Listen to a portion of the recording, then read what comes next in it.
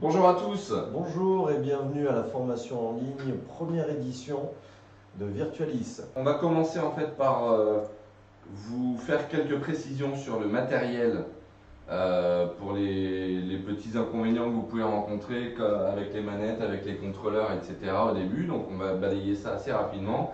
Et ensuite, évidemment, en 1h30, on n'a pas le temps de détailler chacun des modules. Mais on va essayer surtout de passer un petit moment sur les modules clés, entre guillemets, peut-être les plus utilisés et ceux qui ont besoin d'informations complémentaires, on va dire. Bah, écoutez, on va commencer avec le matériel vraiment brièvement parce que normalement vous avez déjà tout ça. Donc je vous remontre, n'hésitez pas pour ceux qui n'ont pas ce meuble informatique, hein, vous le savez, il est disponible. Il se monte seul en une petite demi-heure. Je vais juste modifier un tout petit peu le cadrage pour que vous voyez qu'il y a le PC qui est inclus dessus, la tablette pour le masque de réalité virtuelle, clavier, souris. Vous avez une multiprise derrière, donc tout est branché, il n'y a plus qu'un fil, c'est quand même bien plus pratique. On va commencer par le masque en lui-même. Voilà, alors ici c'est un modèle Vive Pro, hein. C'est pas le Vive que vous avez, mais ça ne change strictement rien. Vous avez donc en rééducation fonctionnelle, vous avez le Leap Motion ici. Le Leap Motion, je vous invite quand vous ne l'utilisez pas, parce que vous avez dû vous rendre compte qu'il chauffe, à le débrancher tout simplement et le rebrancher quand vous l'utilisez. Quoi dire sur ce masque? Vous avez donc bien sûr les mousses VR cover qui ont été ajoutées, qui sont donc nettoyables avec une lingette désinfectante entre deux patients, c'est le plus simple. Sinon, vous pouvez aller sur Amazon et taper VR, protection VR, VR, masque VR, et vous verrez qu'il y a des petits masques en papier à usage unique qu'on peut mettre. Alors ça demande un peu plus de logistique puisqu'il faut les commander, s'assurer qu'on en a. C'est bien pratique aussi. Lorsque votre patient n'a pas de son dans les écouteurs, vous cliquez sur le petit icône de son et vous allez voir avec la flèche ici, vous allez chercher, il y a haut-parleur et vous allez tomber sur HTC Vive à un moment. Là c'est Vive Pro, mais vous tomberez sur HTC Vive. Vous changez, il faut juste savoir que si vous êtes déjà, par exemple, le patient est déjà dans l'environnement de la voiture, si vous changez, ça ne changera pas. Il faut fermer le logiciel et le relancer. Et à ce moment-là, il y aura le son à l'intérieur. Pareil pour le volume, vous pouvez le régler à partir tout simplement de Windows. On va revenir sur la fenêtre de SteamVR. Donc voilà la fenêtre de SteamVR, vous avez dû le voir si vous avez fait les mises à jour. Les petites icônes ne sont plus vertes mais bleues, ça ne change strictement rien.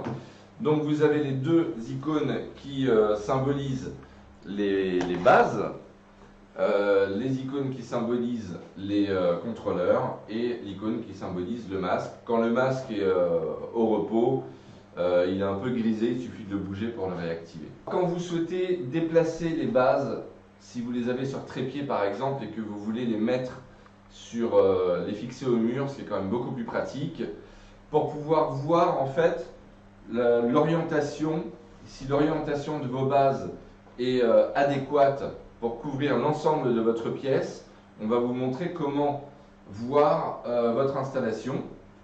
Donc vous allez cliquer sur la petite fenêtre d'options, c'est en anglais mais c'est pas grave, hein. Vous allez tomber sur paramètres, ici settings, vous allez aller dans l'onglet développeur, ici, je me pousse un petit peu, et en déroulant la fenêtre, vous allez tomber sur aperçu de la pièce. Ici, ce sera View Room Overview. Voilà, vous cliquez dessus. Vous pouvez agrandir la fenêtre en tirant un des coins si vous le souhaitez.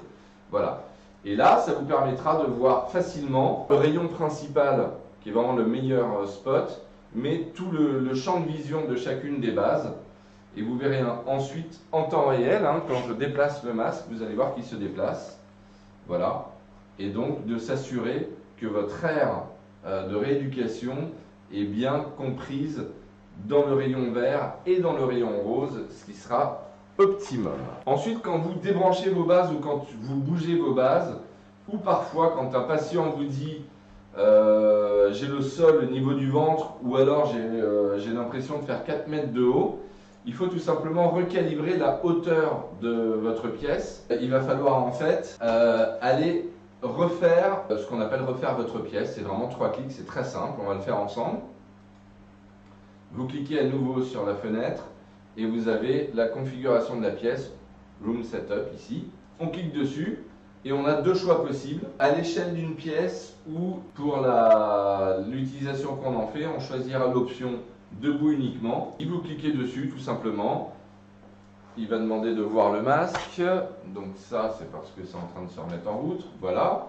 On clique sur suivant, on clique sur calibrer le centre, ça n'a pas vraiment d'importance puisque de toute façon on a une fonction de recentrage sur nos logiciels.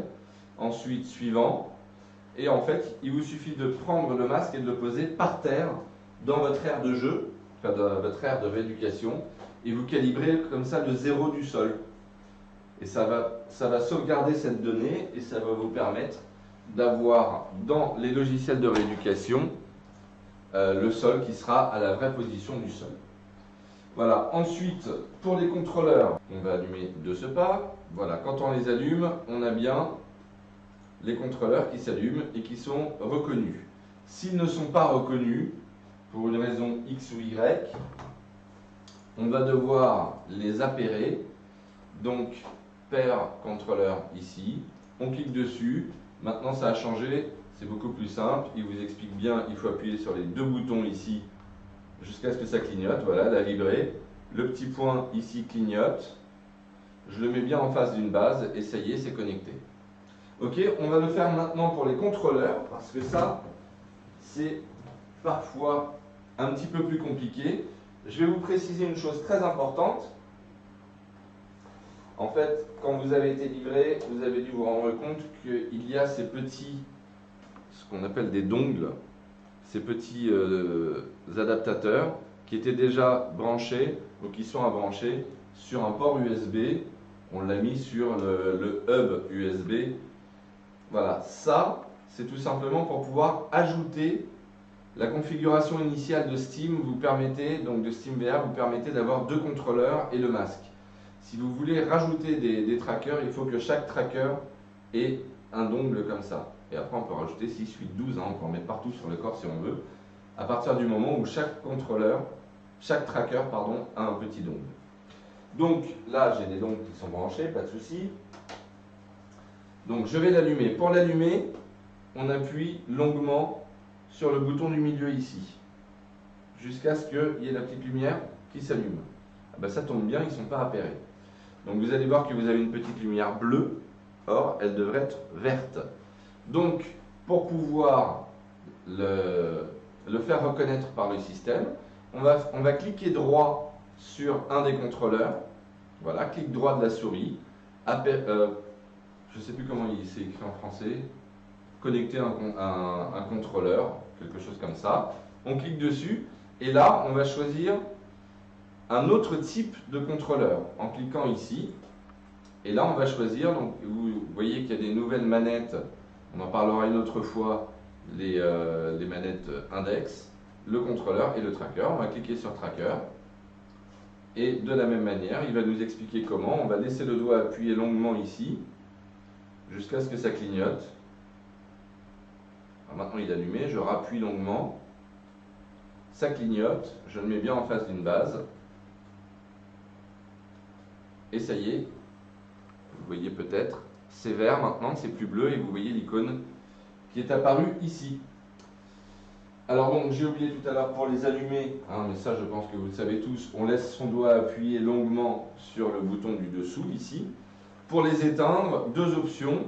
Soit je laisse mon doigt appuyer longuement en dessous, c'est long, jusqu'à ce que ça vibre. Voilà. Soit beaucoup plus simple, ce qu'on va faire pour le deuxième, on clique droit sur l'icône et éteindre le contrôleur. Beaucoup plus simple, ça s'éteint tout de suite. Pour le tracker, c'est la même chose, soit on laisse son doigt très longtemps ici, soit on clique droit avec la souris et éteint le tracker beaucoup plus rapide. Quoi d'autre sur les bases? Les bases, c'est les boîtiers de tracking, pas grand chose, si ce n'est que il faut, vous voyez qu'il y a une petite lettre derrière, il faut qu'il y en ait, quand vous en avez deux comme ça, qu'il y en ait une sur B et l'autre sur C. il y a un petit bouton derrière, on appuie dessus et ça passe de A, B, C. Voilà, je vous rappelle quand même pour tous les problèmes techniques, par email, c'est support, comme un support, @virtualis-lab.com, et par téléphone, le plus rapide, le 09 80 80 92 91, pour tous les petits soucis techniques que vous pourriez rencontrer. Il y a 3 personnes à votre écoute, de 9h à 18h, tous les jours, du lundi au vendredi. Vous avez dû probablement vous demander à quoi servait, puisque jusqu'à présent, on n'avait pas de logiciel qui pouvait les utiliser, mais on avait anticipé. À quoi servait ceci? Donc, on y met un tracker dessus, et on va vous montrer en détail le logiciel de rééducation de l'épaule, qui est le premier logiciel à l'utiliser. On en a d'autres pour la hanche, etc. Vous avez normalement un dossier avec les logiciels Virtualis et vous avez un logiciel, la gestion de patients. Effectivement, quand vous faites une mise à jour, ça risque de vous rajouter les petites icônes parce qu'il y a créer un raccourci sur le bureau. Vous pouvez les effacer, hein, les raccourcis quand il y a une mise à jour. Vous n'avez absolument pas besoin, et c'est totalement déconseillé, de lancer les logiciels autrement qu'à partir de la gestion patient. Ce logiciel-là. Donc c'est le logiciel maître, on va cliquer dessus. Je vous rappelle que, alors voilà, on arrive là-dessus. Je vous rappelle que vous avez une vidéo complète explicative sur la gestion patient, qu'il faudra vraiment regarder comment créer un utilisateur, la gestion du mot de passe, comment créer vos patients, tous les détails sur cette gestion patient, même si c'est l'ancien modèle, c'est le même concept pour toute la gestion de l'utilisateur et des patients. On va la mettre dans la playlist YouTube de la Virtualis Academy. Elle est sur l'espace client, il vous suffit de vous connecter sur l'espace client de notre site internet, dans l'onglet téléchargement, et vous tomberez sur la vidéo de formation. Alors on va se connecter, moi j'ai pas de mot de passe. Voilà, on arrive ici, donc normalement on n'a pas de patient qui est déjà sélectionné, donc vous pouvez ici chercher votre patient, on va prendre démo patient, vous avez la liste de tous vos patients. Donc vous voyez la liste des séances qui ont été faites, ici, qui sont classées par date. On va commencer avec démarrer une nouvelle séance, et au miracle, voilà la nouvelle interface. Donc ça va vous permettre de vous guider en fait. C'est vrai que par exemple l'optocinétique, je sais que c'est utilisé uniquement en rééducation des vertiges, alors que ça sert aussi en neuro pour les négligences par exemple. Il y a beaucoup de modules qui peuvent être utilisés pour d'autres utilisations que l'utilisation, on va dire, la plus connue et la plus évidente. Donc cette nouvelle répartition va vous permettre de vous orienter et de vous montrer un peu tous les modules qui peuvent être utilisés pour une pathologie. L'étape suivante qu'on va faire dans le mois ou les 2 mois à venir, c'est d'y inclure des protocoles spécifiques. C'est vrai que par exemple la planète pour suivre la cible, ce ne sera pas les mêmes réglages si on veut faire de la négligence, ce ne sera pas les mêmes réglages ni la même installation si on veut faire de la rééducation du rachis cervical, et ce ne sera encore pas les mêmes réglages et les mêmes protocoles si on veut faire de la rééducation des troubles de l'équilibre. Donc l'étape suivante, c'est qu'on pourra vous mettre des protocoles personnalisés en fonction des pathologies. Aujourd'hui, ce n'est pas encore fait, ça va venir. On va cliquer sur bilan. Voilà, alors on a un deuxième niveau de choix avec neuro, vous le voyez, fonctionnel, équilibre ou mal des transports. Si je ne veux pas actionner ce deuxième filtre, il me suffit d'appuyer sur terminer et j'aurai ici tous les bilans possibles. Donc je vais recliquer, je veux revenir sur le choix précédent, je vais cliquer sur tous, qui n'a pas été traduit, qui est all. Voilà, alors on va commencer par bilan, on va choisir fonctionnel par exemple.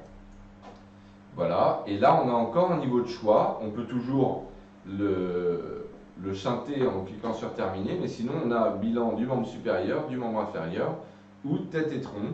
On va cliquer sur tête et tronc par exemple, et voilà, on a proposé le choix du bilan amplitude du rachis cervical. C'est le premier que je vais vous montrer d'ailleurs. Très simple d'utilisation, on ne va pas y rester longtemps, il y a juste une petite subtilité. Un petit détail pour l'installation du masque, une fois, c'est pas le même, mais c'est le même principe. Donc on le met, on resserre sur le patient, on lui met le son ou pas s'il y a besoin. Et je vous conseille, une fois que le masque est mis, ici, d'aller mettre un petit coup vers le haut. Vous tirez un tout petit peu pour soulager un petit peu l'appui vers l'avant et rééquilibrer le poids du masque. Donc vous remontez un petit peu. Vous avez des patients qui vont vous dire c'est flou, malgré qu'ils aient des lunettes. C'est à cause des lentilles en fait. Dans les lentilles, il y a un point de netteté. Si l'œil est trop haut ou trop bas, on va avoir flou.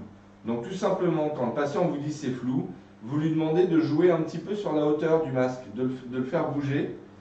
Donc il va le repositionner et à ce moment-là, pareil, vous resserrez la sangle pour fixer sur le point, ils appellent ça le sweet spot, le point de netteté des lentilles. Pour l'installation idéale du rachis cervical, on va reculer un tout petit peu Laurent si tu veux bien. Voilà, alors soit on va faire une contreprise efficace pour vraiment bloquer les épaules pour ne mesurer que le rachis cervical. L'autre technique relativement simple, c'est d'asseoir le patient, de lui donner le contrôleur dans une main, voilà, et de lui demander d'aller attraper une main avec l'autre derrière le dossier de la chaise. Voilà, le patient à ce moment-là a ses épaules qui sont bloquées par le dossier de la chaise et le fait de serrer. Et on a quand même un meilleur résultat, plus fiable, on va dire, sur les amplitudes du rachis cervical. On va commencer. Alors pourquoi je vais donner le contrôleur en main? Tout simplement parce qu'il y a deux choses qu'on va mesurer. On va mesurer à la fois l'amplitude maximale du rachis cervical, ce qui est ici au-dessus, mais aussi ici, on va avoir les seuils de douleur. Donc tout simplement, lorsque le patient ressent une douleur quelconque, pendant le mouvement, il va appuyer pouf, sur le gros bouton, le plus simple d'accès. Ça va permettre de mesurer. Dans mon bilan, ici, moi je commence à avoir mal, j'appuie, mais par contre je peux aller encore un petit peu plus loin. Donc on peut travailler soit sur la douleur, soit sur l'amplitude, soit sur les deux bien sûr. Il y a la touche magique pour tous les logiciels. En fait, il faut comprendre que l'environnement de réalité virtuelle, quand on lance un logiciel, il peut être orienté différemment. C'est-à-dire que le patient peut ne pas être pile poil en face de ce qu'il devrait voir. Donc la touche magique, c'est la touche C de votre clavier. Je vous rappelle qu'en haut à droite de votre écran, vous avez les rappels des raccourcis. Donc vous voyez, C, c'est recentrer l'image, donc la remettre bien droite. Quand on clique sur la flèche, on va avoir les raccourcis ici du contrôleur. Donc la touche recentrer, c'est toujours la même, hein, c'est ici, on va recentrer. Et quand on reclique encore sur la flèche, on va avoir les raccourcis, cette fois-ci du contrôleur, et vous voyez activer le seuil de douleur ici. Alors la fenêtre, on peut fermer, donc on va recentrer l'image d'abord pour être bien sûr de recalibrer, voilà. Et on va demander au patient cette fois-ci de tourner vers la droite en maintenant le point vert dans l'axe, c'est-à-dire dans le couloir blanc. Alors voilà, il a appuyé sur la douleur, il aurait pu faire aïe en même temps. Il revient, cette fois-ci vers la gauche. Aïe. Voilà. Il est douloureux mon patient. Vers le haut, donc là en extension, on va quand même faire une contreprise. En flexion aussi pour éviter qu'il s'incline. Et ensuite, inclinaison droite, on fait attention à bien maintenir le point vert à l'intérieur du cercle cette fois-ci. Et inclinaison gauche. Mon bilan est terminé, vous voyez que c'est très rapide. Je clique sur terminer, voilà, et ensuite je vais pouvoir avoir dans l'onglet rapport, en cliquant, vous voyez le graphique qui se met automatiquement avec flexion, rotation droite, rotation gauche, inclinaison droite, inclinaison gauche et extension. Donc c'est pareil pour tous les bilans, on va choisir les paramètres, on va choisir la séance et on va choisir les paramètres. Ici j'avais que les amplitudes. Je peux surimprimer dessus les seuils de douleur, que voici. Et si je veux pouvoir le voir en plus grand, je vais cliquer ici, voilà, hop, je fais présentateur météo en même temps, sur agrandir le graphique. Et on voit donc qu'il y a des seuils de douleur. Donc en rotation gauche, on était à 34,5 degrés, rotation droite 34,9 et inclinaison gauche 35,9. Voilà les valeurs de douleur. S'il y en avait eu en flexion en extension, on les verrait apparaître et ça augmenterait comme ça l'air du radar. Alors, on va revenir sur graphique, voilà. Je veux comparer deux séances, et bien tout simplement, je vais sélectionner une autre séance. Alors, on va enlever les seuils de douleur, on va regarder que les amplitudes, voilà. Pareil, on va agrandir le graphique, et ça permet visuellement de voir le gain extraordinaire qu'on a eu sur la rotation droite, la rotation gauche, pardon, et l'inclinaison gauche, un petit peu d'extension aussi. Voilà, donc vous voyez que c'est rapide, facile, précis. On peut même faire donc un bilan avant, un bilan après la rééducation dans la même séance et pouvoir montrer au patient, c'est la motivation aussi, ce qu'il a pu gagner. On va revenir, voilà, et vous voyez que dans tous les rapports, en dehors des paramètres, on peut aussi choisir la forme de la courbe. Donc ici, le plus adapté, c'est le radar, c'est pour ça qu'il a été pris par défaut. Mais on pourrait s'amuser à le mettre en histogramme et on verrait à ce moment-là toutes les valeurs. Vous voyez la légende avec flexion, rotation droite, rotation gauche, inclinaison, etc. Et on voit les valeurs de manière plus précise avec la comparaison des deux séances. On peut aussi faire des courbes en ligne si on le souhaite. Et là, on va voir l'évolution, donc axe par axe, d'une séance à l'autre. Voilà, c'est pareil pour tous les graphiques, on choisit les paramètres et on choisit la forme de sa courbe. Allez, on va continuer, on revient, séance, et on clique sur démarrer une nouvelle séance. On va revenir sur les bilans, et cette fois-ci on va mettre sur terminer, comme ça on va avoir accès à tous les bilans directement. Amplitude VR, je ne vais pas m'éterniser dessus, c'est la même chose, mais cette fois-ci, avec, oh, on va le faire quand même rapidement, avec le masque. Cette fois-ci, ça va être avec les contrôleurs. C'est des mouvements qui sont plus fonctionnels. La seule un petit peu subtilité, c'est que pour l'élévation des bras, il y a une indication où c'est les paumes vers le bas. Donc vous voyez qu'évidemment on est bloqué ici. Et une indication où c'est paumes vers le haut, où là on est censé pouvoir rejoindre ses bras. Ensuite, il y a l'extension et il y a les rotations aussi. On va donner les contrôleurs. C'est le même principe.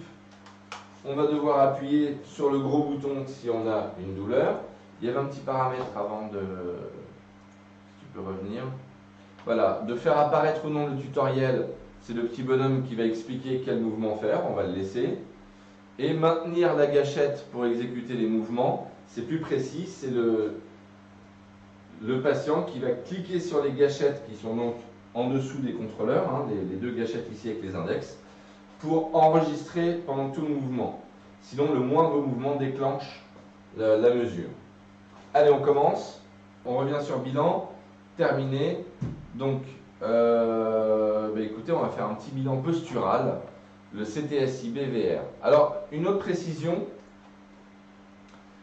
Vous allez voir qu'il y a des modules qui sont grisés. C'est soit des modules auxquels vous n'avez pas accès parce qu'ils ne faisaient pas partie du pack logiciel que vous avez acheté, soit des modules qui sont encore en finalisation de développement et qui vont arriver en mise à jour. Lorsque vous avez une mise à jour qui est proposée, je pense au logiciel d'épaule par exemple, qui a été proposé en mise à jour. Bien sûr, les mises à jour, il faut les faire, hein, ne les refusez pas. On verra tout à l'heure comment le faire manuellement si vous n'avez pas le temps. Une fois que le logiciel est téléchargé, si quand vous le lancez, il vous demande une clé de licence, c'est normal, hein, il y a des logiciels pour lesquels il y a une clé de licence à rajouter. Passez un petit coup de fil, envoyez un petit email au service support, ils vous enverront votre clé de licence et ensuite la procédure est très simple, voilà, pour pouvoir accéder à votre nouveau logiciel. Bien, donc vous allez voir, c'est encore en développement, donc c'est pour ça qu'il est uniquement en anglais, mais bien sûr il sera en français avec la nouvelle interface quand il sera disponible. On va faire en fait un examen postural du patient. On a deux options, soit en mesurant les oscillations de la tête du patient, évidemment avec un calcul qui va nous permettre d'obtenir les oscillations, l'équivalent des oscillations du centre de pression, mais aussi, on en parlera à la toute fin si on a le temps, on a maintenant deux sabots, deux petites plateformes de force, donc qui permettent bien sûr une mesure beaucoup plus précise et avec aussi des nouveaux outils de rééducation. Donc on a un mode avec les plateformes de force, un mode avec le casque. Tout le monde a le casque, donc on va vous montrer le mode avec le casque. Et Laurent en patient. Le seul accessoire qu'il vous faudra supplémentaire pour avoir ce bilan postural, c'est un bloc de mousse RX. Il ne sera pas forcément gris, il ne sera pas forcément texturé. Un bloc RX de base suffira amplement. Le gris texturé est moins salissant et moins dérapant. Voilà, donc on va choisir le mode casque. Le nombre d'essais, il y aura 6 séquences. Les yeux ouverts, les yeux fermés, et ensuite avec une vision asservie, c'est-à-dire que l'image bouge en même temps que le masque, sur sol stable, et ensuite la même chose sur sol instable, avec donc le bloc de mousse. Donc ici, pour les besoins du bilan, on va choisir un essai pour chaque séquence. Il y a déjà 6 séquences, c'est un petit peu long. Normalement, la durée est de 30 secondes. On va la mettre à 15 secondes pour gagner un petit peu de temps. La taille, elle va être calculée de toute façon automatiquement. L'âge du patient, c'est pour pouvoir avoir les normes. On va le rajeunir un petit peu, elle est 32 ans. On peut randomiser des séquences. Il y a des équipes qui aiment bien avoir des séquences qui arrivent dans un ordre aléatoire. On va les garder dans l'ordre, on va dire, classique. Voilà. On va donc démarrer le test. On va demander au patient, bien sûr, de rester le plus immobile possible, de bouger le moins possible, les bras le long du corps, les pieds joints, voilà, et d'essayer de ne pas bouger. Et on démarre. Donc vous allez voir qu'on voit le statokinésiogramme ici se dessiner en fonction des mouvements du patient. S'il bouge un petit peu, vous le voyez, il bouge beaucoup même, hein. Voilà, et vous avez un décompte. Très bien. Donc on peut redémarrer la séquence si jamais il a éternué, s'il a bougé, etc. On peut noter une chute. Attendez, qu'elle tourne d'un pas par là. Voilà. On peut noter une chute ici, on clique dessus s'il a chuté. Et sinon, on passe à la séquence suivante. Donc cette fois-ci, on va lui demander de fermer les yeux. Pour être sûr qu'il ait bien les yeux fermés, il y a un écran noir. Très bien. Ouvrez les yeux. Il y a un petit message enregistré. Vous allez voir, c'est un petit peu agaçant à force. Ouvrez les yeux, fermez les yeux. Mais le patient n'est pas censé l'écouter toute la journée. Alors, séquence suivante, voilà. Et là, vous allez voir que on voit ce qu'il voit en transparence derrière.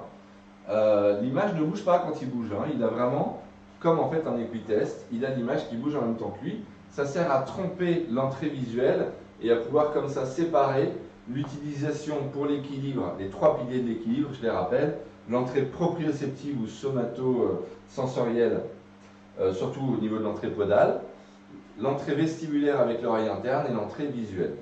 Et donc maintenant, on va refaire la même chose en demandant à notre super patient de faire un pas et de bien vouloir grimper sur ce bloc de mousse. Voilà.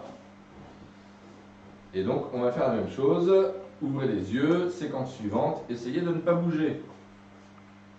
Il y a un petit timer de 3 secondes pour qu'il se stabilise.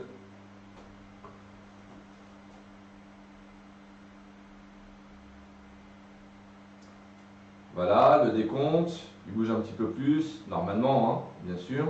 Ah, mais ça fait 1 minute 30.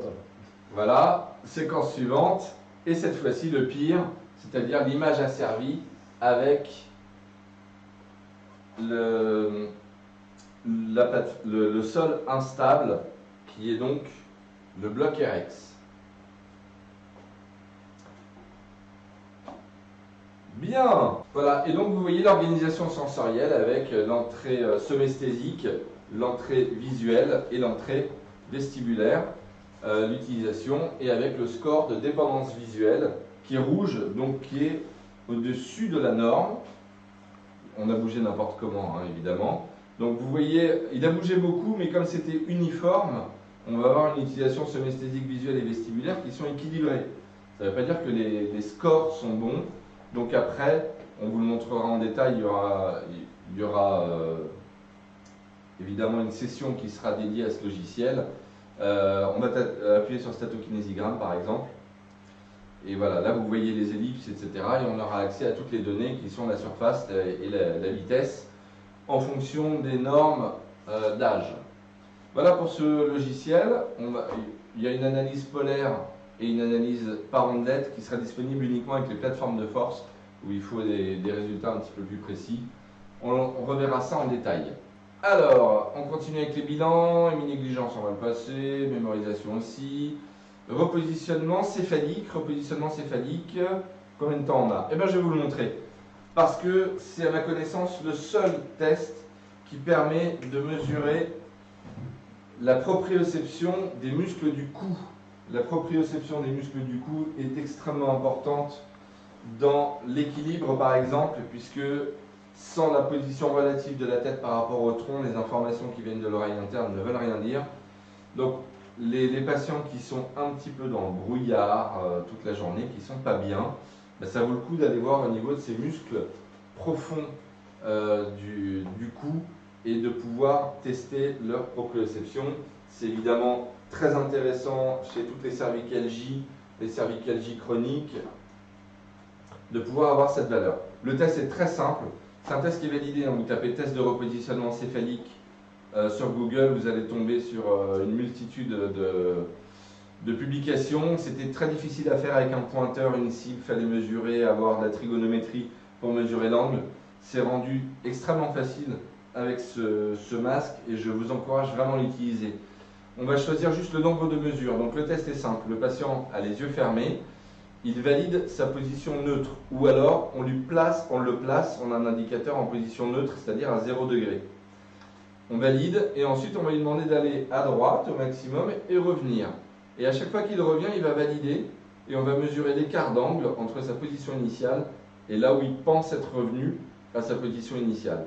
Et on fait comme ça, donc là si on met 12 mesures, ça va faire 12 fois à droite et 12 fois à gauche. C'est un petit peu long. Donc là on va lui mettre 4 mesures par exemple. Il va devoir le faire 4 fois à droite, 4 fois à gauche. C'est toujours le même bouton pour valider les valeurs dans à peu près tous nos logiciels, c'est le bouton A. Voilà, on met le masque, on lui met le masque, on lance. Vous voyez qu'on a la valeur, on a la vraie valeur. Donc le 0 est un petit peu par ici.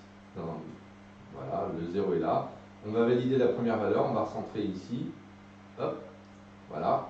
Et on va lui demander maintenant, c'est bon, tu as validé, on va valider.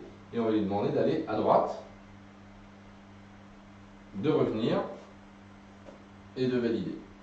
Revenir à sa position initiale, pardon, je suis là. Vous voyez les valeurs en temps réel, de revenir à sa position initiale, de valider, d'aller à droite, de revenir, voilà. Et à la fin, on va pouvoir ici, rapport, on va cliquer sur rapport, on va choisir, là on est sur amplitude du rachis cervical. Sur les rapports, ils sont classés par ordre alphabétique, les modules. Donc on va descendre sur repositionnement céphalique, ici. On va choisir la séance, on va regarder la moyenne, et voilà, sa moyenne est à 1,1 degré, orientée vers la gauche. Si on veut une moyenne un petit peu plus précise, mais sur 4 mesures, ça ne voudra pas dire grand-chose, on enlève les extrémums, c'est-à-dire la valeur la plus grande et la valeur la plus faible. Hein, quand on fait 12 mesures, on peut enlever ces deux valeurs, on a une moyenne plus précise, on est à 0,9. Bien, donc un test très rapide à faire, très intéressant, et vous allez voir que c'est tout à fait corrélé aux cervicalgies. Hein. Cervicalgie droite, vous allez voir un déficit du côté droit. Alors, on continue sur les bilans toujours. Terminé, on descend un petit peu. Qu'est-ce qu'on va voir? Le test des cloches et négligence, le Rodan-Frame test, le test de Stroop. Test de Stroop, il nécessite une belle mise à jour. En rééducation, il est hyper intéressant. En bilan, on va le modifier, sous peu d'ailleurs. Descend encore un petit peu. Unipod, VVS, le reste est très simple d'utilisation. Je vais vous montrer la verticale subjective. Allez, rapidement, clique sur protocole. Vous voyez qu'il y a des modules ici où on a la possibilité de lancer en direct. Lui, il est juste en direct, pardon, je suis là. Voilà. Et lui, c'est dur d'être Miss Météo. Lui, il est ici lancé ou, j'ai le doigt qui disparaît, en protocole. On va cliquer sur protocole et vous allez voir qu'il y a comme ça des modules qui ont des protocoles préétablis. Donc on va pouvoir mesurer soit l'horizontale, soit la verticale. Et on a un protocole qui est simple avec 6 mesures. On commence à gauche ou 6 mesures, on commence à droite. C'est intéressant si vous voulez faire un test-retest à votre patient, une fois de le faire à gauche, une fois de le faire à droite. Il y a un léger effet d'influence sur la première orientation qui a été montrée par des papiers. On va le lancer, je vais juste vous dire l'indication de ce test-là. On croit que c'est un test vestibulaire parce qu'effectivement, quand il y a une pathologie vestibulaire, on peut avoir une inclinaison du sens de la verticalité du patient. Je vous prends un exemple très concret, quand on coupe le nerf vestibulaire, ça se fait de moins en moins, ça se faisait pour certaines pathologies, on a, et uniquement dans les premiers jours, premières semaines, une inclinaison de cette verticale qui est de l'ordre de 6 ou 7 degrés. Après accidents vasculaires cérébraux, l'équipe notamment du professeur Yelnik à Paris et du professeur Isabelle Bonan qui est maintenant à Rennes, qui était à Paris aussi, se sont beaucoup penchés sur la VVS, la verticale subjective chez les AVC, et l'utilisation de l'optocinétique aussi, on y reviendra chez les AVC. On peut avoir une inclinaison de la verticale jusqu'à 20-25 degrés, donc c'est même plus important de mesurer cette verticale sur les patients neuro, cérébro-lésés, on va dire, que sur les patients vestibulaires. Ça explique bien aussi les pushers, le pusher syndrome, tout le monde du patient avasculaire. Donc vous voyez qu'on a les 6 valeurs qui sont affichées ici. L'idée c'est d'avoir les mêmes valeurs à gauche et à droite, moins c'est à gauche, plus c'est à droite, mais dans un ordre aléatoire pour pas qu'il y ait d'effet d'apprentissage. Donc vous voyez que j'ai commencé à 40 degrés à gauche, on va trouver le 40 degrés à droite quelque part, il est en position 5, 20, 30. Voilà, vous pouvez, c'est un exemple de protocole, mais vous pouvez les enregistrer, je vous montrerai après comment créer vos propres protocoles. Allez, on clique sur rien d'autre, on lance, c'est très bien, on donne la manette au patient, et en fait il a les gâchettes, alors c'est toujours un petit peu le même principe, pardon Laurent, les gâchettes c'est toujours un peu le même principe, on a en fait 2 gâchettes, celles en dessous là qui vont permettre un réglage très rapide, c'est de degré en degré, et les gâchettes ici un peu plus précises, c'est de dixième de degré en dixième de degré, et ensuite on valide toujours chaque valeur avec le A. On donne ça au patient, s'il a ses 2 mains, bien sûr, s'il vient de faire un AVC, on va le faire pour lui et on va lui dire, vous nous arrêtez quand vous êtes au milieu. On a bien recentré, on n'oublie pas la touche C pour recentrer, voilà, et on demande au patient de l'incliner. Alors on voit en temps réel l'angle du repère, qui est dans le coin en bas à droite, et on voit ici l'angle de tête. Donc soit on place la tête du patient parfaitement droite, soit on enregistre de toute façon cette valeur-là qui est intéressante. On va prendre le rapport juste pour vous montrer, c'est comme le repositionnement céphalique quand on prend une BVS.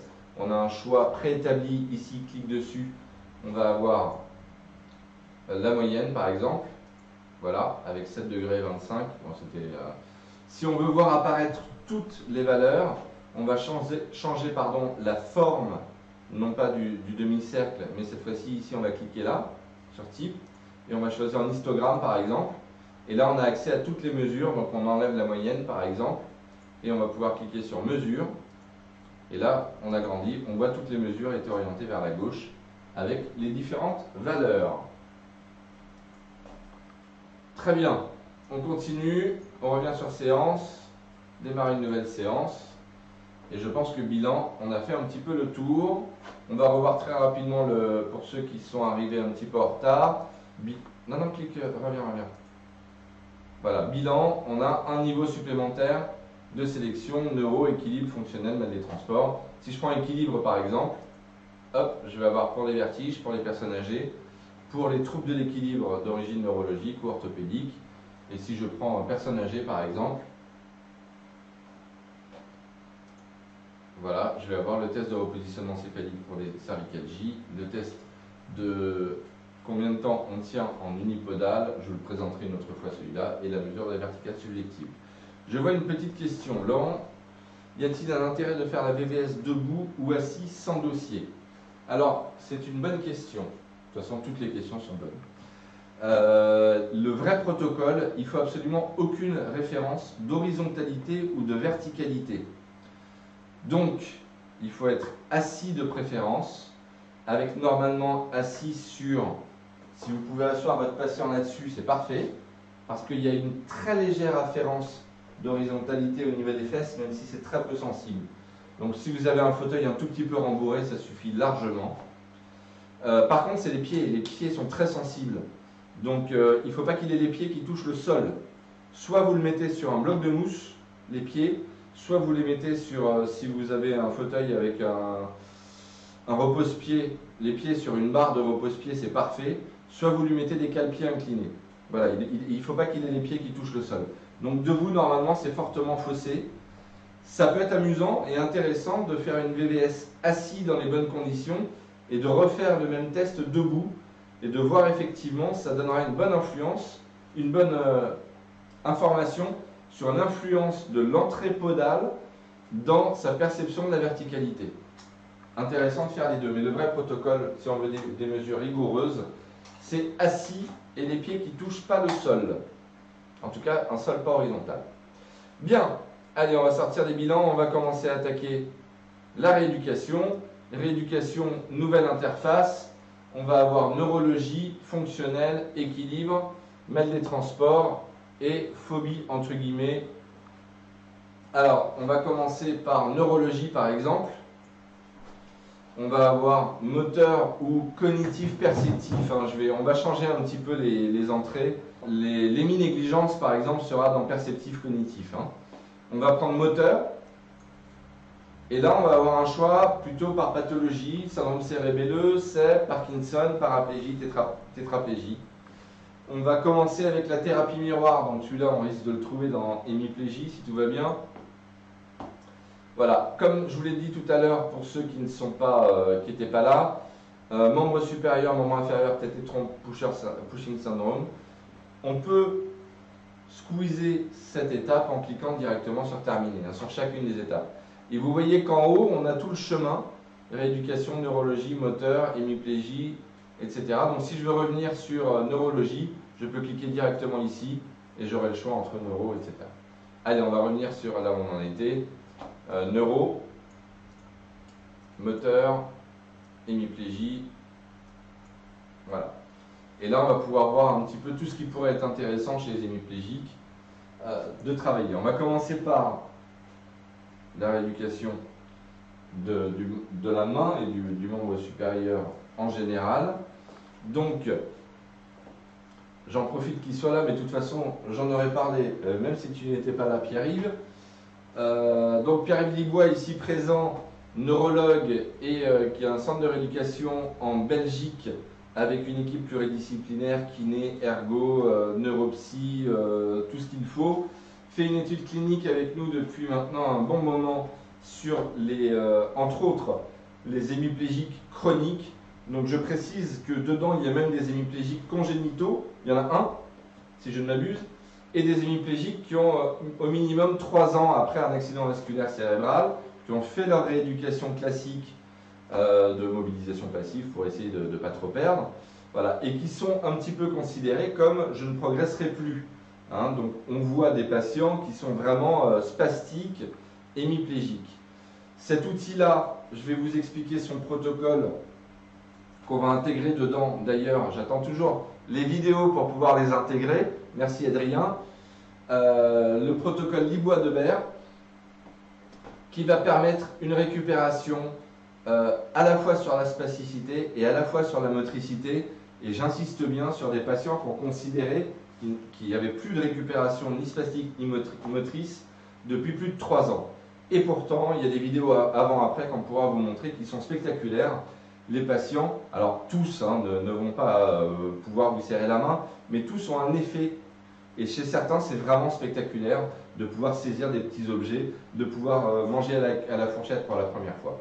Donc n'hésitez pas, je sais qu'en kiné libérale, quand on voit un patient comme ça, on a tendance à se dire, bon, de toute façon, il a fait sa rééducation en centre, j'y pourrai rien. Je vous encourage vraiment à le faire. Son protocole, c'est 3 fois par semaine pendant 2 mois, une demi-heure. Il y a 5 minutes de flexion-extension de main en miroir, 5 minutes de pronosupination et 5 minutes de flexion-extension de poignet. Mais vous allez me dire, mais ça ne fait que 15 minutes, effectivement. on refait cette séquence, cette fois-ci en actif aidé, où on va aller saisir le membre plégique et essayer de le faire en même temps que le patient. On va le faire ensemble. Les réglages, la main motrice, main droite ou main gauche. On comprend bien que la main directrice, hein, c'est la main motrice. Si le patient est hémiplégique gauche, on va choisir la main droite. La position de la caméra, si le patient est assis ou debout. Là, il est debout, mais la plupart du temps, bien sûr, en rééducation, on aura plutôt tendance à être assis. Donc, on va mettre debout. La taille de la main, il vaut mieux le faire avant. C'est parfois un petit peu gênant de voir sa main grossir ou rétrécir. À l'œil, vous allez vous y faire très vite. Vous voyez un deuxième ligne de rugby, puisque c'est le lancement de la Coupe du Monde demain. Vous pouvez augmenter tout de suite la taille de la main, s'il fait 2,10 m et 130 kg. Et pour des enfants, vous allez réduire. Pour des femmes, je mets vers 0,9 en général. Voilà, on va lui laisser la main classique. Vous lancez. Et au miracle, voilà, il a donc la vision de ses deux mains. Alors, le tracking, c'est ce qui se fait de mieux aujourd'hui en réalité virtuelle. Il y a un mouvement les mouvements fins, comme les pinces ici, sont pas bien faites. Par contre, ouverture, fermeture, même doigt par doigt, hein, quand on met la main comme ça et qu'on ferme doigt par doigt, on a une perception du mouvement qui est vraiment fidèle. Donc, je vous rappelle que c'est une caméra, ici infrarouge, qui filme la main. Donc bien sûr, si vous mettez une main par-dessus l'autre, ça ne fonctionne plus. Ce qu'il ne peut pas voir, il ne peut pas le deviner. Si le patient commence à écarter sa main un petit peu trop, il faut lui remettre sa main dans le champ de vision de la caméra qui est pas vraiment énorme. Plus on est bien, pas trop près, pas trop loin, mais quand on est bien centré, on a un tracking qui est beaucoup plus précis. Alors, vous voyez que c'est du temps réel, hein, là c'est du live, donc vous voyez que le tracking est vraiment précis. Alors, dans l'idée, si on veut de la thérapie miroir, on va lui demander, il y a une autre subtilité, c'est le miroir virtuel. Donc, alors recentre l'image déjà, n'oubliez pas de bien recentrer, voilà, et on va activer le miroir. Le patient va progressivement, en phase un petit peu aiguë, tourner sa tête et ne plus voir son membre. Alors il faut à ce moment-là recentrer, n'hésitez pas à utiliser vraiment la touche CCC, ce qui lui permet de recentrer le miroir, parce que le miroir il est fixé dans la pièce. Si je tourne la tête, il est là. Donc il faut recentrer pour le remettre à chaque fois. Et effectivement, on voit des patients un petit peu émi-négligents qui progressivement dans la rééducation vont tourner leur tête. Il ne faut pas hésiter à recentrer l'image. Voilà, donc on va faire le protocole Libois-Deber très simplement. Ouverture, fermeture de main d'abord pendant 5 minutes. Ouverture, fermeture de main. Voilà. Et la deuxième phase des 5 minutes, ouverture, fermeture. Voilà. Et donc, moi je vais aller donc en libre et après les 5 minutes suivantes, je vais essayer de suivre le même rythme et de pouvoir lui demander, alors plutôt lentement s'il est spastique pour pouvoir avoir une action, voilà, de faire cette flexion, cette fermeture, ouverture de main, flexion, extension des doigts en même temps. Ensuite, on va lui demander de faire 5 minutes en chronosupination libre. Voilà, toujours en miroir. Et la même chose en flexion, extension de poignet. Alors toujours pareil, je vais le suivre sur la deuxième phase et essayer de le faire en même temps que lui. Alors vous allez voir des patients qui ont du mal à visualiser, souvent des patients hémi-négligents qui vont avoir du mal à visualiser leur main gauche. Donc vous voyez derrière moi ici les réglages. Je continue Laurent. Ça va vous permettre de faire disparaître la main motrice ici. Et donc, voilà l'exemple type du patient qui progressivement va tourner sa tête. Donc bien sûr, il faut recentrer. Théo, tu es là? Oui, mais... Voilà. Et là, à ce moment-là, il reverra sa main. Donc n'hésitez pas, quand le patient commence à tourner la tête, à recentrer régulièrement pour qu'il puisse continuer à avoir sa main. On la fait disparaître en général vraiment chez les hémi-négligents ou les patients, vous sentez qu'il a du mal à se concentrer sur la main. Très bien, donc j'encourage tous les kinés libéraux à utiliser ça, même chez les patients chez qui, entre guillemets, on pensait qu'il n'y a plus d'espoir. Je vous prends un exemple vraiment simple. On était à un congrès aux États-Unis. Il y a une personne qui venait pour travailler, qui était en fauteuil, qui a eu un accident vasculaire assez sévère il y avait 1 an et demi, qui était bien spastique. Elle a vu ça, elle est venue essayer. Elle était exposante. Elle a pleuré, et ça, je crois que Pierre-Yves peut témoigner aussi que c'est pas le seul patient qui a pleuré, de joie, hein, de voir sa main rebouger, en fait, tout simplement. Et donc, elle est venue, le congrès durait 3 jours, elle est venue les 3 jours faire, allez, un quart d'heure de rééducation avec moi. Et on l'a filmé, hein, on l'a filmé avant-après, et on a filmé son témoignage. En 3 jours, je vous jure, vraiment, elle m'a dit, et je le voyais, je me suis réveillé avec la main ouverte, alors qu'elle était comme ça. Alors pour que l'effet dure, il faut que ça dure plus longtemps, bien sûr, mais elle a vraiment ressenti une différence, et on l'a vu clairement, et on l'a tous vu là-bas, en 3 séances. C'est vraiment spectaculaire. Je parle aussi, on va en parler tout à l'heure, au niveau de la motricité de l'épaule. On a utilisé le logiciel de rééducation d'épaule, le logiciel de rééducation de réflexe. Ça donne vraiment des résultats assez spectaculaires. Alors, l'abduction de hanche, il n'est pas terminé. Je ne sais même pas s'il est disponible ou pas. Je vous en parle très brièvement. Ce sera pareil. On mettra un tracker ici au niveau de la cheville. Et on demandera donc aux patients en position couché-plage d'aller toucher des cibles. En abduction de hanche, vous réglerez la hauteur. L'ascenseur, on n'en parle pas. Coordination tête-œil, je vais vous le montrer après. L'épaule, il est nouveau. Il y a une phase de calibration qui est un petit peu complexe. Donc on va le montrer tout de suite. L'idée, ça va être d'abord d'allumer le tracker, c'est bien. Il est allumé, il est vert, tout va bien, il est reconnu. Je le fixe au-dessus du coude. Vous avez des trackers extra larges, au cas où vous ayez un rugbyman. Voilà. Sinon, vous pouvez le doubler. Hein. Vous en mettez 2 l'un avec l'autre et ça vous double la taille. Au-dessus du coude. Ok. On va voir épaule à rééduquer droite. Ça tombe bien, j'ai choisi la droite. Alors, les cibles, tout ça, on va régler après. Repos, abduction. Donc, on peut lui demander de faire uniquement ce mouvement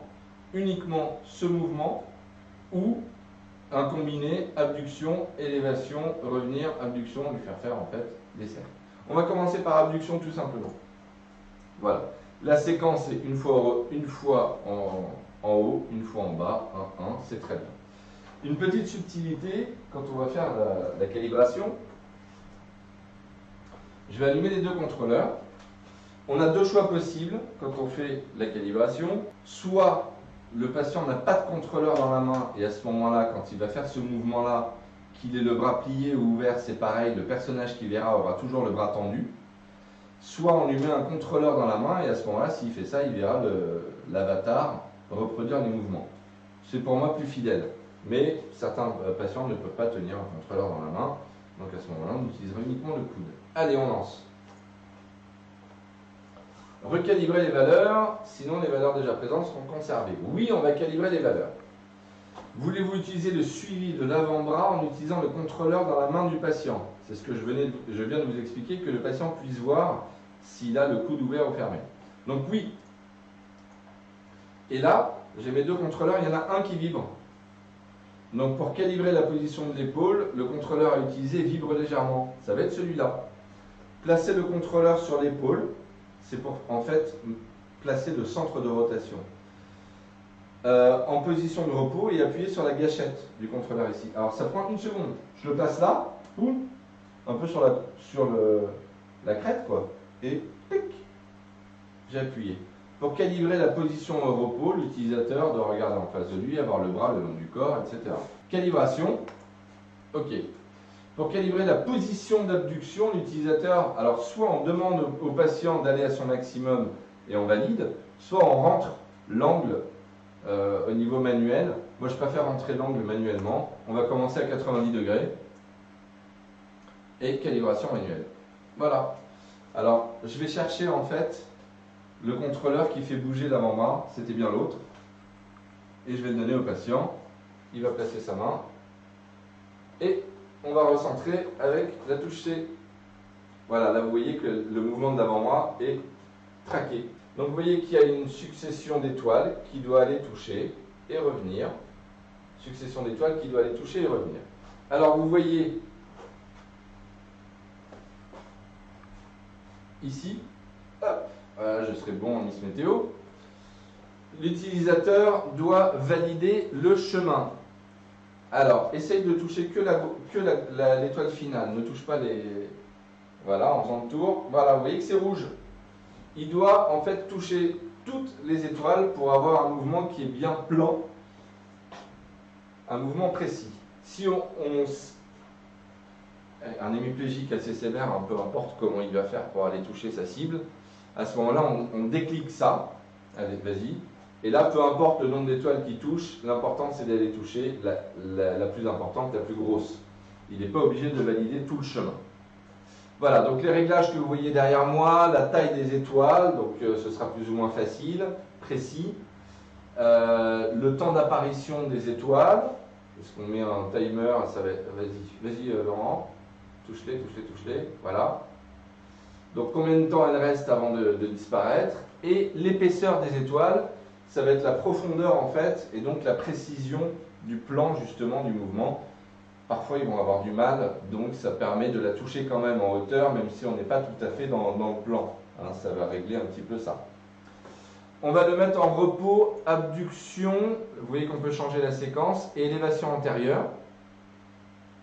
Abduction, élévation, voilà.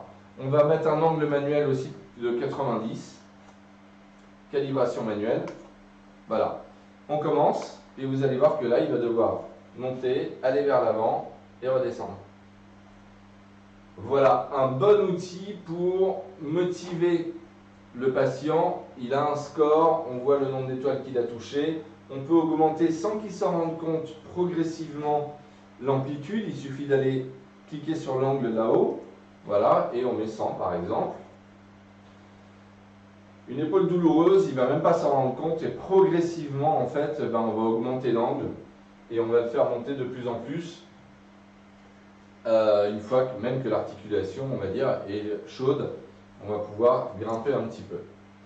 Alors, si le patient compense son abduction d'épaule par une élévation d'épaule et ou une inclinaison latérale du rachis cervical, le système peut-il le détecter et l'indiquer au patient thérapeute? Non. En fait, il faudrait... on va y travailler.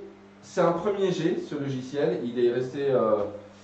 on l'a mis entre les mains de spécialistes reconnus de l'épaule. Je pense il va vraiment évoluer ce logiciel, il n'y a aucun doute. Je cherche un moyen simple pour faire ce qui est demandé. Hein. C'est bien sûr une belle question de Gauthier. Aujourd'hui, c'est vrai qu'on peut laisser le patient travailler ça. Il est assis, il va travailler tout seul, on est tranquille. Si on veut éviter les compensations, on va rester derrière et on va lui faire une contreprise. On va bien appuyer sur l'épaule pour être sûr qu'on ait une vraie abduction. Donc c'est plus un mouvement fonctionnel qu'un mouvement analytique aujourd'hui. Si vous avez des idées en utilisant, on a comme donné l'inclinaison du casque. Alors peut-être que s'il incline le tronc et qu'il incline le casque, on va mettre une valeur à partir duquel il faut qu'il maintienne sa tête droite. L'élévation de l'épaule, je ne vois pas vraiment comment le faire. Plus on rajoute des trackers, ça nous a demandé vraiment du temps à calibrer, parce que c'est pour ça que cette calibration est un peu pointue. Il nous faut le centre de rotation. Il faut placer des trackers pour pouvoir voir s'il monte ou il descend. Ou alors essayer de mesurer la hauteur. Enfin, c'est pas simple. Si vous avez des idées, envoyez-les et on fera évoluer le... Bien sûr, on peut travailler en position assise. C'est même, pour moi, fortement recommandé. Donc, on vous mettra comme en mise à jour aussi que le petit bonhomme devant, là, il soit assis ou debout, hein, comme pour la thérapie miroir. Encore une fois, c'est vraiment une version bêta hein, de l'épaule. Il est tout neuf, ce logiciel. Il mérite vraiment des améliorations. Et on compte sur vous pour l'utiliser à foison et nous envoyer vos suggestions. On en tiendra compte parce qu'il va vraiment évoluer beaucoup dans les prochains mois, ce logiciel. Voilà, j'espère que vous avez compris le mode de calibration. Clic avec le contrôleur et ensuite, ça se fait tout seul. Voilà, c'est un logiciel qui est attendu depuis longtemps, il est au moins fonctionnel, il n'est pas parfait, il va évoluer, mais il est là. Allez, on continue de démarrer une nouvelle séance. Parcours électrique, c'est pareil, c'est un must-have, un must-use même, on va dire. On fait énormément de choses avec. On peut traiter de la rééducation fonctionnelle du membre sup en global, en amplitude. Je l'ai testé dans un centre neuro cet été à San Francisco sur un Parkinson qui était vraiment, vraiment Parkinson bien. Sa femme en a pleuré à la fin de la séance. Ça a vraiment aussi donné des résultats. On n'a pas fait que ça. Ça a donné des résultats extraordinaires. Je ne saurais pas encore vraiment totalement l'expliquer. Je pense que c'est le côté motivation, le côté ludique. Vraiment le patient, au début, il prenait ses deux mains. Je lui ai demandé de lâcher une main au bout d'un moment. Et il a réussi à le faire d'une main. C'est resté, hein, il m'a serré la main en partant. Il avait vraiment calmé. J'imagine que le lendemain, ça revenait. Mais c'est encourageant pour continuer. Donc Parkinson, membre sup, hémi-négligent aussi, puisque ces environnements-là, on peut les tourner.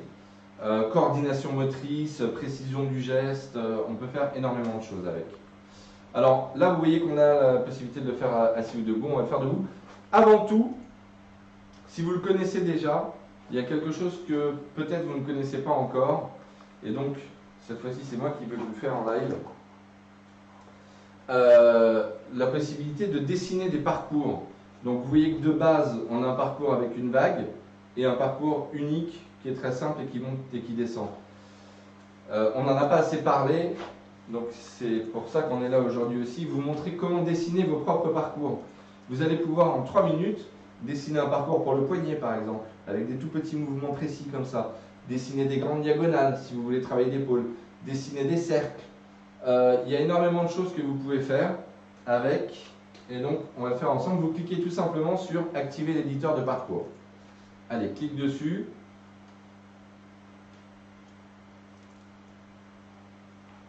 Super. Merci Jean-Michel. Alors, voilà, on va voir ici, donc j'ai deux contrôleurs. Il y en a un qui a un point rouge. Je prends celui qui a le point rouge. C'est celui qui est, c'est le bon. Hein. Alors, je vais vous le faire et je vais vous expliquer après. Clac. Voilà, là j'ai fait un tracé. Alors vous allez voir en haut la précision du tracé. Donc là, le curseur en haut, si je le bouge, ça fait disparaître. Alors mets-le au minimum. Allez, on y va. Tac. Voilà. Donc on va faire. Vous voyez que c'est bien courbe. Ok. Maintenant mets-le au maximum. Ça fait disparaître, hein, on est obligé, je ne peux pas le modifier en temps réel.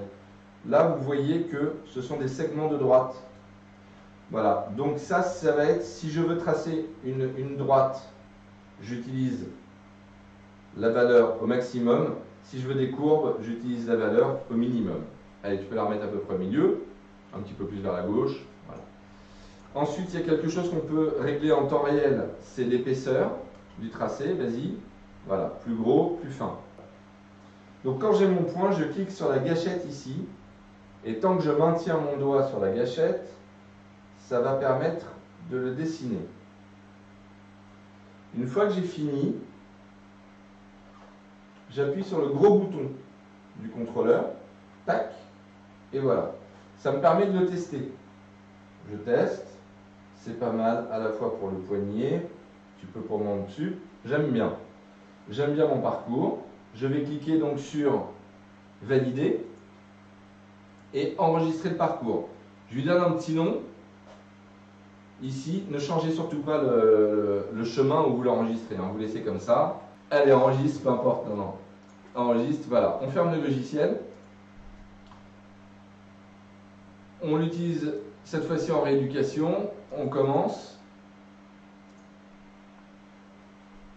Et quand je cherche là-haut, j'ai mon nouveau parcours qui est ici et que vous voyez là et que je vais pouvoir utiliser. Allez, on va revenir sur l'éditeur. Il y a quelques petites subtilités que je vais détailler très très vite parce qu'on a encore 2-3 choses super importantes à vous montrer. Alors, vous voyez qu'il y a une projection 2D. Vas-y. Projection 2D, j'ai un mur en face de moi et peu importe si je suis loin ou près, quand je dessine, ça va rester plat. Vous voyez, c'est du dessin 2D. Donc ça peut avoir un intérêt quelconque.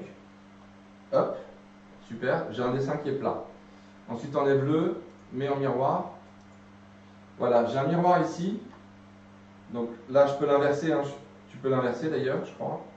Tu as un bouton inversé de miroir, voilà. là cette fois-ci, ce que je dessine ici va apparaître de l'autre côté. Vous voyez, ça symétrise. Hop, tac, voilà. Comment j'efface mon parcours déjà? Je fais plus comme ça. Inversé. J'ai inversé, donc ce que je fais ici se fait de l'autre côté. Voilà les petites subtilités. Je reviens sur un truc. Bien sûr, ne cliquez pas à chaque fois sur démarrer une nouvelle séance. Hein. Vous avez la liste des séances là. Vous cliquez sur la dernière séance. Et quand vous avez la dernière séance, vous avez les paramètres de début de la séance. Alors là, ils n'ont pas changé, hein, mais quand on fait d'optocinétique par exemple, on va commencer à une certaine vitesse. Pendant la séance, on accélère. On aura les paramètres avant d'avoir appuyé sur Entrée et les paramètres à la fin. Pour l'épaule par exemple, voilà, on a l'amplitude exactement qui a été modifiée. Donc, je prends les paramètres finaux, je clique sur paramètres finaux, lancer la séance, et là j'ai exactement la même séance que précédemment, je peux diminuer ou augmenter un petit peu, tout est déjà pré-réglé. Voilà, c'est les mêmes paramètres. Allez, on quitte, on revient sur la rééducation parcours électrique. Voilà, donc je suis là, on a la possibilité d'enlever la vibration, il y a un petit bouton qui est derrière moi, ici, c'est moins choquant. Ok, donc je dois passer, vous voyez qu'on peut régler le diamètre de l'anneau, Théo, voilà. Donc plus facile, plus difficile, évidemment.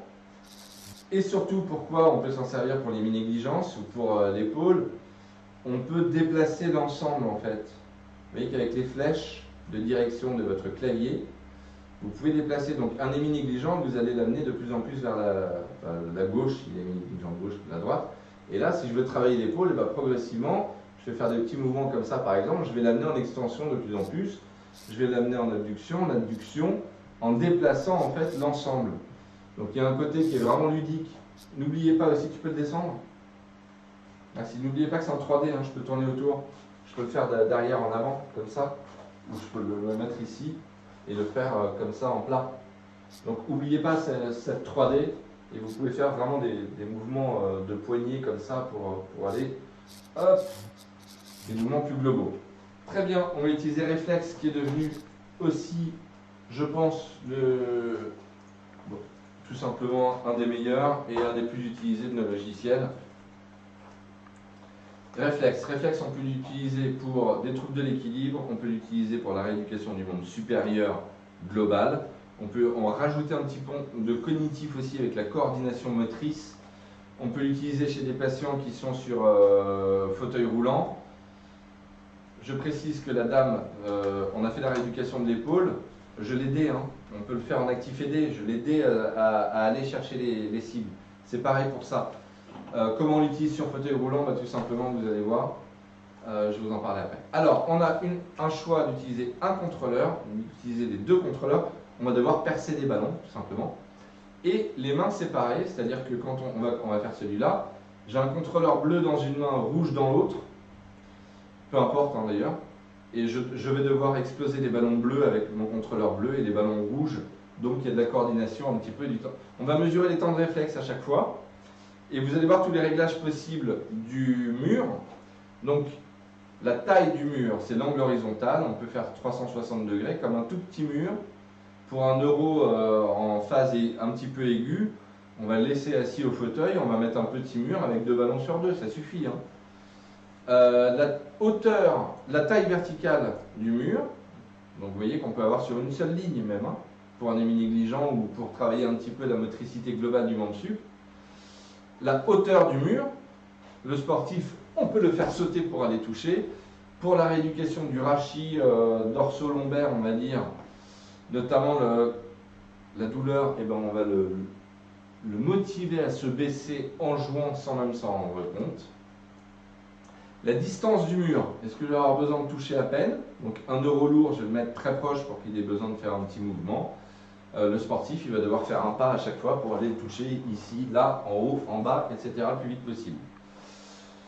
Activer la taille des ballons, c'est la précision du geste. Parkinson, intéressant. Est-ce qu'il va réussir tout de suite, tic, à toucher le petit ballon très précis, ou on lui met un gros ballon si on veut être gentil? Moi, je suis toujours méchant avec mes patients. Activer les pièges. Petit côté, j'ai oublié le nom, go no go en anglais, et en fait on a des ballons bleus, des ballons rouges, et il y aura des ballons jaunes où là, ah non, il faut se retenir. La texture du mur, il y a un intérêt surtout visuel, à part le mur cirque, qui lui a un petit défilé optocinétique à chaque fois qu'on tourne la tête, et donc il va pouvoir aider les patients qui ont aussi des troubles de l'équilibre.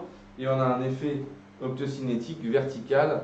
Le décalage main gauche, décalage main droite, c'est que de base, le mur va être virtuellement coupé en deux. Les ballons bleus sont de mon côté bleu, les ballons rouges sont de mon côté rouge. Le décalage, c'est le nombre de degrés. Vas-y, tu peux mettre à fond, on va se marrer. Voilà, là j'aurai 78 degrés puisque c'est la moitié du mur qui fait 156. Donc ça veut dire que tout le côté gauche peut aussi être en bleu et tout le côté droit peut être en rouge. Mais on peut mettre qu'un petit peu, qu'il ait besoin de croiser. L'adduction en fait. Vous voyez qu'on a vraiment tous les types de réglages possibles pour l'amplitude. Et alors l'ensemble du mur peut tourner vers la droite ou vers la gauche. Mon émis négligent, je lui mets 4 ballons face à lui et puis petit à petit je vais aller le tourner. Travailler l'équilibre du tronc en fauteuil, au début je le mets face à elle va s'amuser, ou à lui, et petit à petit je vais le tourner. Donc on va devoir se tourner, et petit à petit je vais l'éloigner. Et donc là le patient va devoir, au fauteuil, aller se pencher pour aller le toucher. Et voilà comment on va travailler l'équilibre au fauteuil et le contrôle du tronc. Je vous rappelle qu'on a toujours un outil magique pour mamie, les troubles de l'équilibre. On va lui faire ça là-dessus. Tiens, non, tu l'as jamais fait. Hop. Magnifique. Un peu loin là, non? Non, t'es bon. D'accord. Voilà. Alors là, ça sert à rien, il s'amuse, mais les ballons ne sont pas encore allumés. allumés. On va voir la distance. Alors, il check la distance. Il a raison, tout va bien. C'est la bonne distance. Bon. Allez, on y va. Le jaune, il ne faut pas y aller. Le rouge. Il y a du son qui va indiquer dans quel sens et dans quelle direction est le prochain. Il est bon, Laurent. Il est bon. Et voilà, on peut commencer avec un mur plus petit, sinon on ne voit pas tout. Ce qu'on voit là à l'écran, ça bouge super vite, ça peut être troublant. Dans le masque, je vous garantis que même moi qui suis super sensible au mouvement en réalité virtuelle, je peux jouer à ça pendant 2 heures, ça fait rien. Quand on regarde, c'est un peu plus violent, entre guillemets, que quand on joue, en fait, l'image bouge en même temps que notre tête, donc il n'y a pas de latence, c'est très bien. Alors après, vous verrez les paramètres avancés, vous vous amuserez avec, je ne vais pas en parler, c'est pour ça qu'on les a décochés. On peut régler le temps, la fréquence d'apparition, on peut régler le pourcentage de faux ballons jaunes, en fait. Voilà, il y a des réglages un peu plus en détail. Je vous conseille de prendre d'abord en main les logiciels avec les réglages de base, et quand vous avez bien maîtrisé, vous pouvez vous amuser avec les opposés. Si on veut avoir un petit peu plus d'effet sur l'équilibre, on va monter le mur pour devoir aller en extension. Allez, Laurent. Allez, c'est bon. Merci beaucoup. Voilà, réflexe, c'est vraiment, je vous encourage à l'utiliser beaucoup avec vos patients. C'est super motivant, c'est ludique, c'est un super exercice. Et on va terminer 2 petites choses à vous dire encore. Dans la même famille, il y a les insectes. Il est en bas, c'est tracking cible, celui-là. On va le faire très rapidement. Pareil, il va travailler, prend très facile, tracking très facile. On va travailler, alors on a 2 modules, un qui est avec les mouvements de tête et un qui est en pointage avec le contrôleur. Déclic juste le milieu, augmente la taille des cox, en haut, voilà. Hop, voilà, pareil, il y a du son. On a un environnement neutre, c'est celui-là, pour les patients neuro. Et au début vestibulaire, c'est bien parce qu'il n'y a pas de défilement quand on tourne la tête. Les patients neuro, je vous conseille cet environnement-là. Et l'environnement détaillé, il y a du défilement puisque c'est une salle avec des cubes, etc.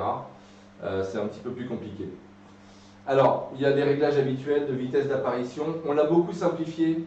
Maintenant, il y a juste la fréquence d'apparition. Il n'y a plus apparaître pendant, apparaître durant, etc. Donc, il y a 2 paramètres importants. La fréquence d'apparition, bien sûr, si on va aller un petit peu plus vite, on va descendre, voilà. Et on se rend compte que le patient, en fait, il a pris le coup. Le patient, il comprend très vite qu'il va toucher sa cible, il revient, il attend la prochaine. Donc pour éviter ça, on a le maintenir pendant, qui est juste en dessous, et on va le faire maintenir la position quasiment jusqu'à ce que l'autre soit déjà apparu. Là c'est trop, hein, il n'aura pas le temps d'y aller. Mais on va essayer de le mettre juste en dessous de la fréquence d'apparition. Et surtout, le paramètre avec lequel on va beaucoup jouer, c'est les petites cases bleues qu'on voit ici. Là, vous voyez qu'il y a des mouvements très, très petits. Donc, si je veux lui faire travailler vraiment le rachis cervical à grande amplitude, eh ben, je vais mettre complètement à gauche, complètement à droite. Je vais enlever tous les autres. Et là, on va avoir vraiment que des mouvements droite-gauche rapides. Hop. Et le temps qu'il l'ait touché, il a déjà l'autre qui est apparu, donc il n'a pas le temps de revenir au milieu. C'est très intéressant de travailler cet exercice avec mon bloc RX magique pour tous les troubles de l'équilibre. Pour les cervicalgies, bien sûr, c'est intéressant. Pour les héminégligents, c'est magique. On commence avec les deux du milieu, les deux petits carrés bleus, et progressivement, j'enlève celui du milieu et j'en mets un peu plus à droite. J'enlève celui qui est un peu à gauche. Voilà, et on va décaler comme ça, progressivement le champ de vision pour attirer l'attention du patient. J'espère qu'on vous a un peu aidé déjà la prise en main. N'oubliez pas qu'il y a une vidéo complète sur la gestion patient qui est sur votre espace client et qu'on va remettre sur YouTube. N'hésitez pas à nous envoyer vos suggestions. J'aimerais bien avoir une formation sur mes patients sur l'épaule. J'aimerais bien avoir une formation sur vos logiciels, qu'est-ce qu'on peut faire pour tel type de patient. Ça nous permettra de nous orienter aussi. Si on reçoit 15 demandes sur l'utilisation pour le rachis cervical, c'est la prochaine qu'on fera tout simplement. Si on reçoit 12 demandes sur les hémiplégies, ce sera celle d'après. Bref, on vous remercie pour le temps que vous nous avez accordé. On espère vous avoir aidé et vraiment vous faire passer un cap dans l'utilisation des logiciels. Je sais que vous ne l'utilisez pas au maximum de ses possibilités et c'est entre autres par manque de formation. Donc on est là et on va répondre de plus en plus à cette demande en vous faisant des formations régulières. On va vous envoyer un lien vers la playlist Virtualis Academy sur YouTube qui sera enrichie au fur et à mesure de vidéos de formation. Il y aura une petite vidéo pour expliquer la calibration d'épaule, etc. Et bien entendu, les besoins viennent du terrain, donc on compte sur vous pour récupérer toutes vos demandes, pour nous améliorer dans ce format en live de formation. Merci à tout le monde et puis à très bientôt. Au revoir.